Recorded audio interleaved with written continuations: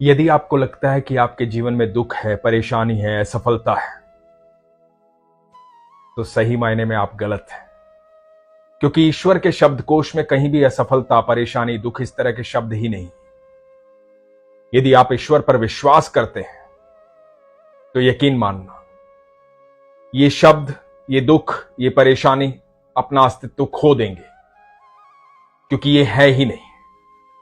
सिर्फ नजरिया बदलने की बात है।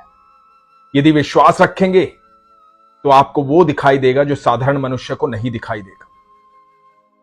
आपका नजरिया वैसा हो जाएगा जो साधारण मनुष्य का नहीं होगा। इसीलिए हमेशा विश्वास की बात करता हूं। एक प्रसंग सुनाता हूं, बड़े ध्यान से सुनिएगा। हरे कृष्ण दोस्तों, मैं हूं अनुज शर्मा।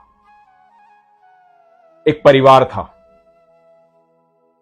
माता पिता और 2 बच्चे। मध्यम वर्गीय परिवार था।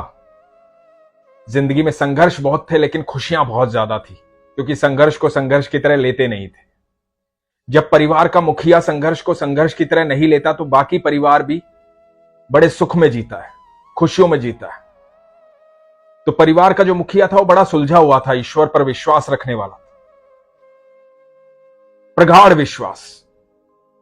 उसका मानना था कि जीवन में जो कुछ भी होता है ईश्वर की मर्जी से होता है, ईश्वर की इच्छा से होता है। तो जीवन में दुख कैसे आ सकता है, असफलता कैसे मिल सकती है? क्योंकि जो कुछ भी हो रहा है ईश्वर की मर्जी से हो रहा है। और ईश्वर के शब्दकोश में कहीं भी दुख, असफलता, परेशानी ये है ही नहीं। तो परिवार की इच्छा थी एक कार लेने की। बच्चों ने बड़ी जिद की कि पापा एक कार ले दो, एक कार की आवश्यकता है। अड़ोस पड़ोस में सबके पास एक कार है, हम भी कहीं घूमने जाना चाहते हैं, एक कार हमारे पास भी होनी चाहिए। तो पिता ने कहा कि ठीक है बेटा, अगले महीने में कार ले दूंगा। अगला महीना आया, पिता ने पैसे जोड़ रखे थे, पूरा परिवार कार लेने पहुंचा। शोरूम में जाकर के कार खरीदी। बड़ी खुशी थी, बड़ा चाव था बच्चों को कि आज नई कार आई है, नई कार में घूमने जाएंगे। अलग अलग सपने देखे थे सबने। पिता ने कार ली, पूरे परिवार को कार में बिठाया। कार में बिठाने के बाद, जैसा कि पिता का विश्वास था ईश्वर पर, तो बोले कि पहले मंदिर चलेंगे, भगवान के मंदिर जाएंगे, भगवान को पहले ये कार समर्पित करेंगे, उसके बाद आगे सफर करेंगे, उसके बाद ये कार घर लेकर जाएंगे। मंदिर की तरफ जा रहे थे, रास्ते में अचानक से तूफान आया। कार जो है सड़क के साइड में खड़ी कर दी। अचानक से तूफान बढ़ गया और कार जिस पेड़ के नीचे खड़ी की थी वो पेड़ कार पर गिर गया। पूरी कार तहस नहस हो गई। नई कार थी, अभी शोरूम से निकलवा कर लाए थे, लेकिन पूरे परिवार को कहीं खरोच भी नहीं आई। कहीं खरोच भी नहीं आई।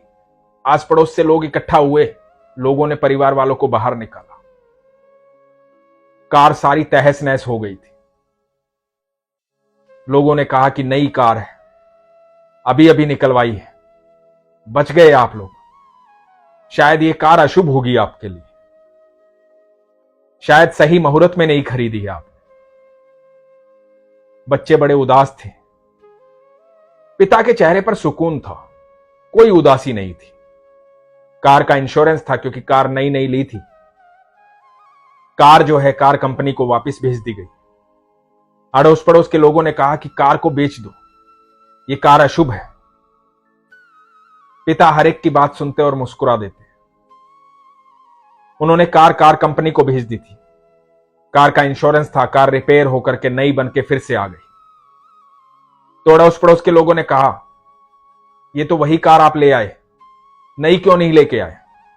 उसी कार को क्यों ठीक करवा दिया? नई लानी चाहिए थी। पिता ने कहा कि मंदिर जाकर आता हूं, फिर बताता हूं। परिवार को साथ लिया, मंदिर गए, मंदिर जाकर के पूजा करवाई, वापस मोहल्ले में आए। लोगों ने पूछा कि अब बताइए आप क्या कह रहे थे, आपने नई कार क्यों नहीं ली? ये कार तो अशुभ थी, पहले ही दिन दुर्घटना हो गई थी। तो पिता ने मुस्कुराते हुए कहा कि आपको दुर्घटना दिखाई दे रही है और मुझे यह दिखाई दे रहा है कि इस कार की वजह से हमारा पूरा परिवार बच गया। पूरा परिवार कार के भीतर था। पूरे परिवार को खरोच तक नहीं आई। हम सड़क के किनारे खड़े हुए, पेड़ कार पर गिर गया, कार तहस नहस हो गई, लेकिन परिवार पर खरोच नहीं आई। कहीं एक्सीडेंट भी हो जाता, बड़ी दुर्घटना भी हो जाती और परिवार इसी तरह से बच जाता, तो भी मैं कार को नहीं बदलता, उसके बदले नई कार नहीं लेकर आता। यह कार अशुभ नहीं है, शुभ है। इसने परिवार की जान बचाई है। हो सकता है कि दुर्घटना कहीं और होनी होती, इससे बड़ी होनी होती, लेकिन इस कार की वजह से पूरा परिवार बच गया। दोस्तों, सिर्फ नजरिए की बात है। कोई भी चीज अशुभ नहीं होती है, कोई भी घड़ी अशुभ नहीं होती है, क्योंकि अशुभ नाम का शब्द ही नहीं है ईश्वर के शब्दकोश में। जब आप ईश्वर पर भरोसा करते हैं तो यकीन मानना कि जीवन में जो दुख आ रहा है वो दुख आपके सुख का कारण है। आप सिर्फ नजरिया बदलिए और फिर देखिए, आपको महसूस होगा कि आने वाला समय बहुत अच्छा आने वाला है। इसलिए ईश्वर आपको तैयार कर रहे हैं। जीवन में कभी दुख नहीं आता है। जो ईश्वर के सानिध्य में रहते हैं उन्हें हमेशा सुख ही सुख दिखाई देता है, दुख दिखाई नहीं देता है।